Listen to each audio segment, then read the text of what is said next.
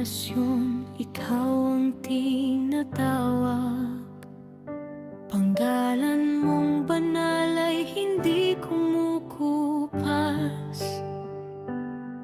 Sa gitna ng dilim, ikaw ang liwanag, Haring Yahweh, aming itinatanyag.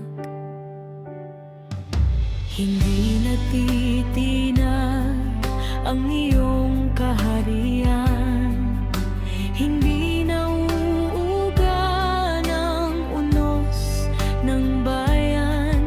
Sa iyong mga kamay ang takbo ng panahon. Ikaw ang haring naghahari magpakailanman. Kapag ang mundo'y nagsisigawan, ang iyong